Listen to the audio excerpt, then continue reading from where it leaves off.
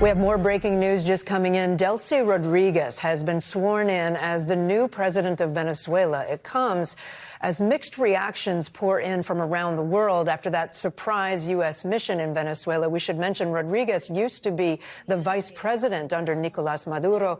Now she's being sworn in as interim president there. For many Venezuelan refugees, there have been celebrations over what's been happening. Demonstrators have gathered from Miami to Spain to voice their support for the U.S. intervention and the capture of Venezuelan President Nicolás Maduro. But in other places, including in the U.S., there were protests against the Trump administration.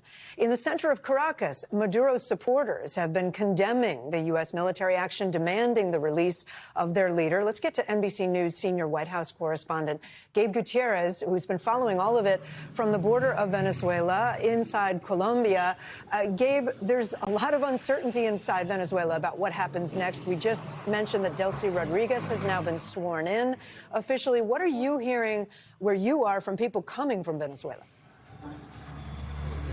Yeah, that's right, Kate. And look, with Delcy Rodriguez being sworn in, very interesting, too, with the uncertain future of Venezuela, because she has offered some conflicting statements, right, about what exactly, if any, cooperation there would be with the Trump administration, initially striking a very defiant tone, then releasing a statement yesterday suggesting that there might be some room for cooperation or at least negotiation between Venezuela and the United States, trying to find a more peaceful solution. We have been hearing that, Kate, here on the ground as we've spoken with some Venezuelans coming from Venezuela to Colombia, some leaving their families behind because of the uncertainty.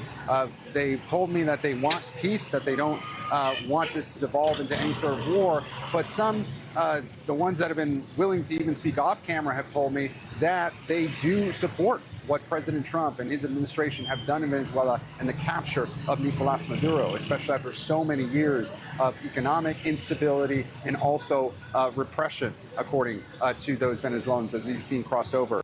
We thank you for watching, and remember, stay updated on breaking news and top stories on the NBC News app or watch live on our YouTube channel.